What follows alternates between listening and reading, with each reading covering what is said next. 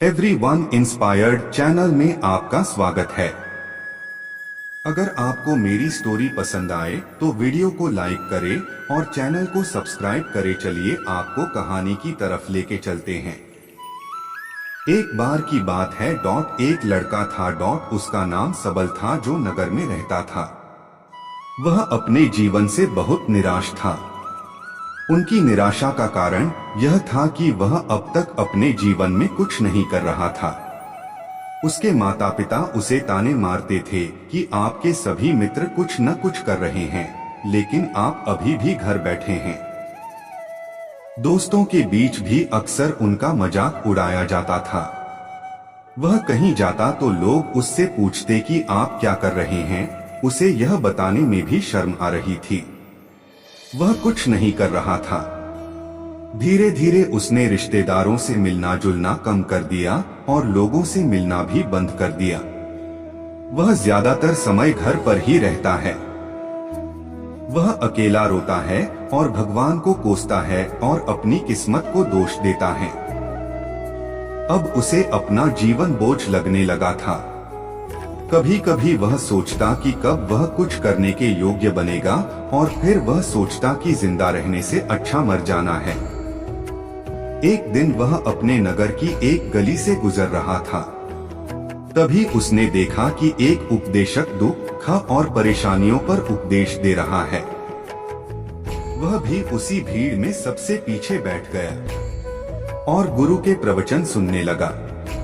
उपदेशक कह रहा था, दुख एक शिक्षक की तरह है जो हमें जीवन की सच्चाई दिखाता है और हमें जीने का सही तरीका सिखाता है। आप चाहें तो जिंदगी जीना भी सीख सकते हैं।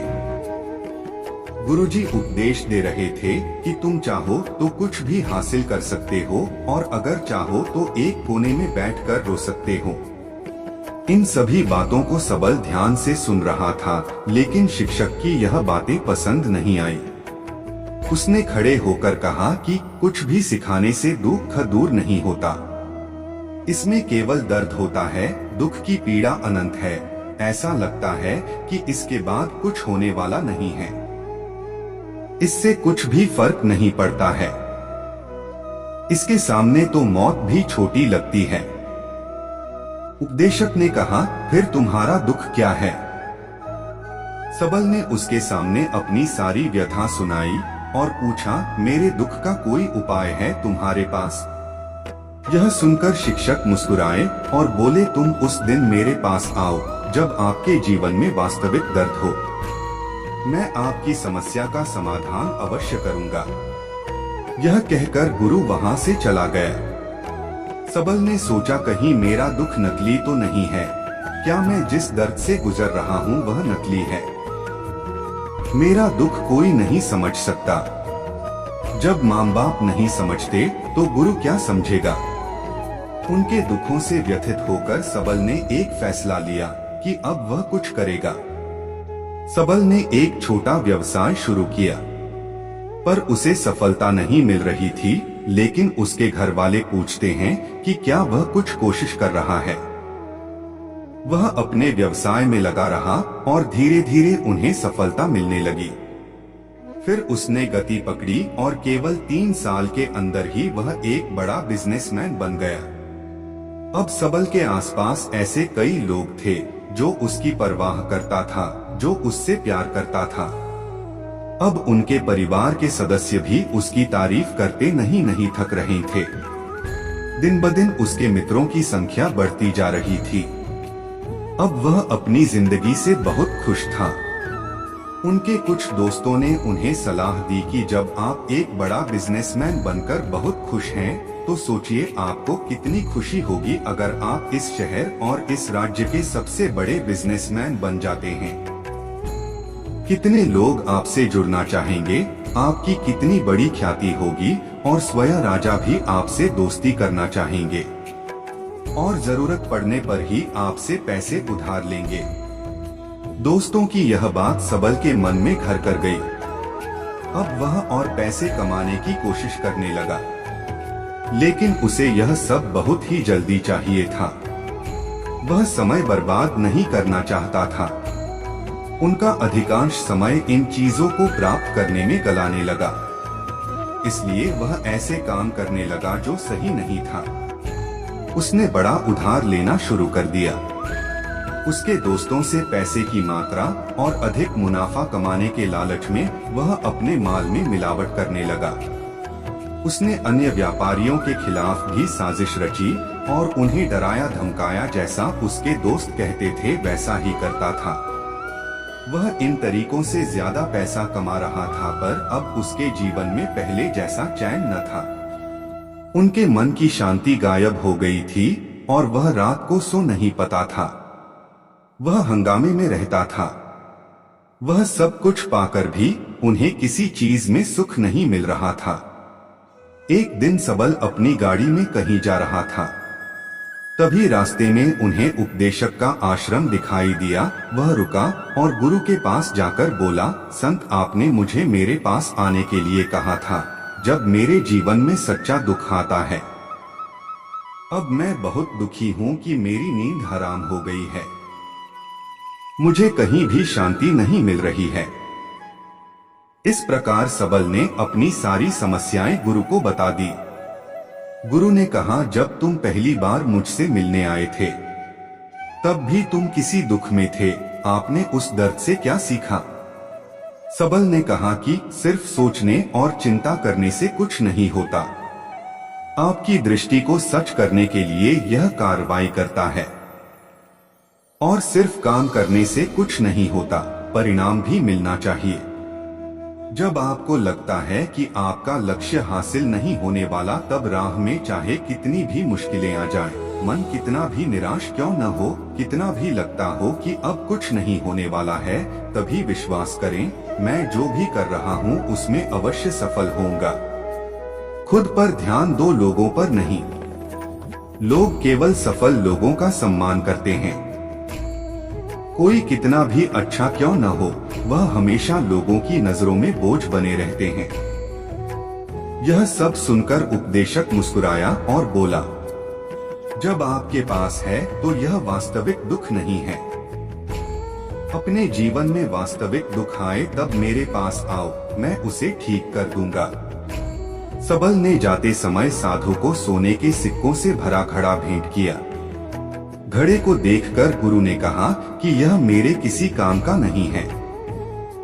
उस पेड़ के नीचे गड्ढा खोदकर गाड़ दो। सबल ने घड़े को पेड़ के नीचे दबा दिया, जैसा कि गुरु ने बताया, और वहां से चला गया।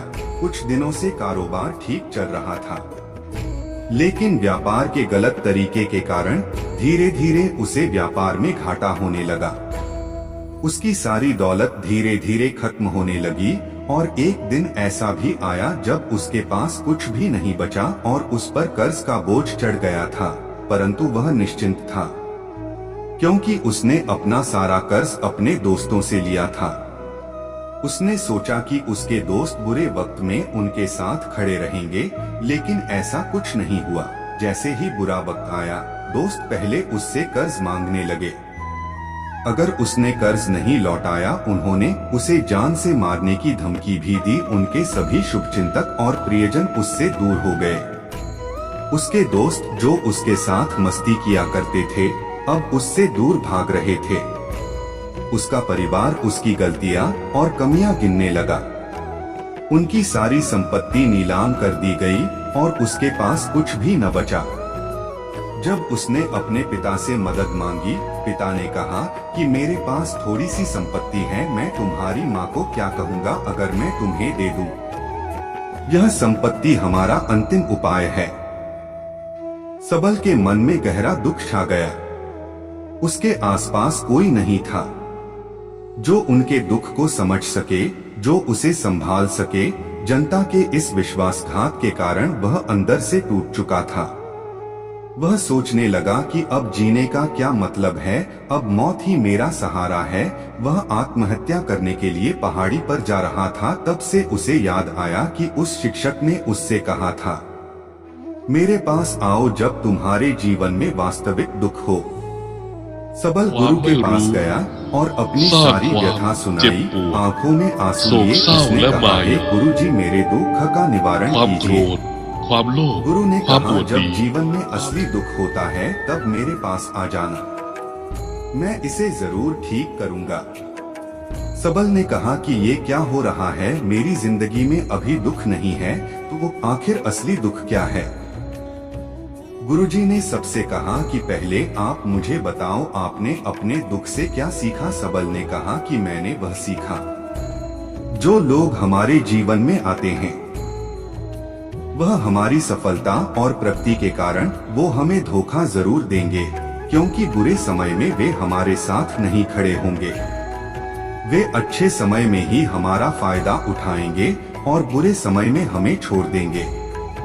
उन लोगों पर ही भरोसा करें जो हमारे बुरे समय में हमारे साथ खड़े रहते हैं, लेकिन ऐसे लोग बहुत कम होते हैं, लेकिन जिनके पास है उन्हें उनकी सराहना करनी चाहिए, उनका अपमान नहीं करना चाहिए।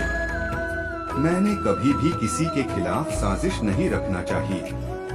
अपना काम ईमानदारी और धैर्य से करें और कभी लालची मत बनो। अपने सारे दुख दर्द और अनुभव बयां करने के बाद सबल गुरुजी के सामने आंखों में आंसू लिए बैठ गया। कुछ देर बाद साधु उठे और पेड़ के नीचे एक गड्ढा खोदा और घड़ा निकाल लिया जो सोने के सिक्कों से भरा हुआ था। उसने सबल को देकर कहा, मेरे पास आओ जब तुम्हारे जीवन में वास्तविक दुख हो। सबल ने अपने शिक्षक को धन्यवाद दिया और उसे प्रणाम करके चला गया। उस पैसे से उन्होंने एक छोटा सा व्यवसाय शुरू किया। अब वह छोटा व्यापारी बनकर भी खुश हैं। उन्होंने पूरी लगन और ईमानदारी से कारोबार किया। जल्द ही वह अपने शहर का एक बड़ा व्यापारी बन गया। उनका जीवन सुख सुविधाओं से भरा हुआ था। लेकिन कोई कितना भी अच्छा क्यों न हो, लेकिन जीवन में दुख आता है तो सबल के जीवन में भी दुख आते थे। अपने माता पिता की मृत्यु के रूप में वे दोनों एक ही दिन मर गए। सबल अपने माता पिता से बहुत प्यार करता था, इसलिए उनके निधन से उन्हें गहरा सदमा लगा। वह शवों को ले गया, दोनों को श्मशान घाट ले गया जहां अंतिम संस्कार किया गया।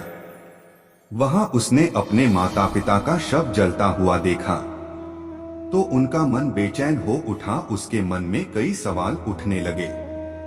वह घर वापस आ गया, इसलिए उसने अपने माता पिता के घर और संपत्ति को देखा जिसके लिए उनके पिता हमेशा लड़ते रहे। आज जो छूटा पड़ा है, जिन्होंने इसकी देखभाल की, इसके लिए लड़ने वाले इस दुनिया से चले गए। उसके पिता ने जो कुछ कमाया वह सब यहीं रह गया। एक दिन पहले तक उसके पिता मारपीट करते थे किसी के साथ उसकी संपत्ति के लिए। आज वो खुद इस दुनिया से चले गए।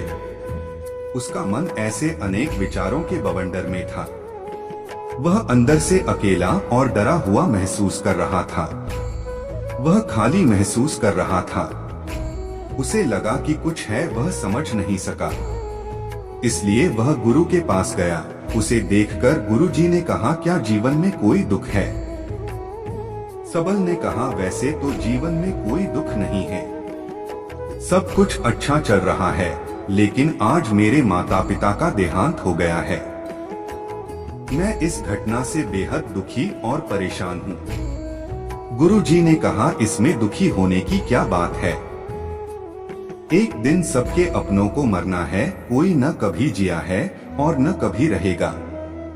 एक दिन तुझे भी मरना है, शायद तुम कल ही मर जाओगे या आप आज भी मर सकते हो। सबल ने कहा, क्या कह रहे हो गुरुजी? मैं भी मर जाऊंगा, लेकिन मैं अभी जवान हूँ। गुरु ने कहा कि सब जी रहे हैं इस भ्रम में कि मृत्यु केवल दूसरों को आती है, बड़ों के पास ही आती है। लेकिन जवान और बूढ़े मर जाते हैं, बच्चे मर जाते हैं। मौत का उम्र से कोई लेना देना नहीं है, यह सभी को प्रभावित करता है।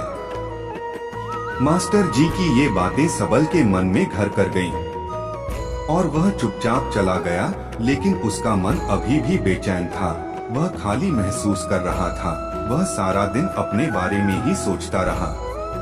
कि वह कौन है, वह इस दुनिया में क्यों आया है, क्या जीवन का लक्ष्य केवल चीजों को खाना और मरना है। ऐसे कई सवाल उसके दिमाग में लगातार उठ रहे थे, लेकिन उन्हें अपने किसी भी सवाल का जवाब नहीं मिल रहा था और उसका दुख दिन ब दिन बढ़ता ही जा रहा था। इसलिए कुछ दिन बाद वह फिर से गुरुजी के पास पहुंचा और बोला, हे स्वामी, मैं बहुत दुखी हूँ क्योंकि मैं यह नहीं जान पा रहा हूँ कि मैं कौन हूँ और मैं इस दुनिया में क्यों आया। यह सुनकर गुरुजी मुस्कुराए और बोले, आज आपके जीवन में पहली बार सच्चा दुख उत्पन्न हो गया है। यह वास्तव में दुख कहलाने के लायक है। हम नहीं जानते कि हम कौन हैं, हम क्यों आए हैं, क्या करें, कैसे करना है। सबल ने अपने गुरु से कहा कि उसकी दुर्दशा दूर करो। गुरु ने कहा कि हम सभी इंसान हैं, जीवन भर संग्रह करते रहते हैं। सबल ने कहा कि सभी इंसान जीवन भर धन, सम्मान, परिवार, प्रतिष्ठा, मित्र, शत्रु आदि जमा करता है। गुरु ने पूछा, क्या हम एकत्रित की गई चीजों में से कुछ भी अपने साथ ले जा सकते हैं। सबल ने कहा, कोई भी इंसान अपने साथ कुछ भी नहीं ले जा सकता, वह सिर्फ अकेला ही जाता है। मेरे माता पिता भी अपने साथ कुछ भी नहीं लेकर गए, सब कुछ धन संपत्ति वैभव सब कुछ यहाँ पर छोड़ कर गए। शिक्षक ने कहा, अब मेरी बात ध्यान से सुनो, इस संसार में हमें जो संग्रह करना चाहिए वह हम नहीं करते, चीजें हमारे सामने होती हैं लेकिन हम उन्हें देखने की कोशिश नहीं करते। हमें इस दुनिया में जो कुछ भी इकट्ठा करना है वह हम खुद हैं, हमें खुद को जुटाना होगा ताकि जब हम मरें तो हम एकजुट हो सकें और खुद को पहचानने में सक्षम होने के लिए। हम अंदर बंटे हुए हैं, हम प्यार, नफरत, गुस्सा, ईर्ष्या में बंटे हुए हैं। क्रूरता, धन, स्थिति, प्रतिष्ठा, सम्मान, पहचान, धर्म, जाति, सैकड़ों हजारों ऐसी चीजों और इच्छाओं में हम विभाजित हैं और टुकड़ों में जीवन जी रहे हैं। इस विभाजन के कारण हमारी चेतना कभी एक नहीं हो सकती। हमारी चेतना शक्ति बिखरी हुई है, इसलिए हमारे पास इतना समय नहीं है, इतनी ऊर्जा नहीं कि हम मुड़ सकते हैं और अपने भीतर देख सकते हैं। वास्तव में धन, सम्मान और सुविधाओं का अभाव, लोग इसे दुख समझते हैं और जीवन भर के लिए जो दुख कहकर रोते रहते हैं और समाधान खोजने का प्रयास करते रहते हैं, उन्हें अपना समाधान कभी नहीं मिलेगा, क्योंकि जिसे लोग दुख कहते हैं वह वास्तविक दुख नहीं है, यह सिर्फ एक आदमी की इच्छा है। उसकी इच्छा कभी पूरी नहीं होती, इसीलिए व्यक्ति को कभी उनके प्रश्नों का समाधान नहीं मिलता। इसलिए इन सब से परे, यदि आप अपने दुखों का अंतिम समाधान चाहते हैं तो सबसे पहले खुद को समेटो। इस दुनिया से अपनी ऊर्जा वापस ले लो और इकट्ठा करो। अपने आप पर ध्यान केंद्रित करो, स्वयं पर ध्यान दो। अपने मृत्यु से पहले अपने आप को जानने की कोशिश करो, बिखरो मत।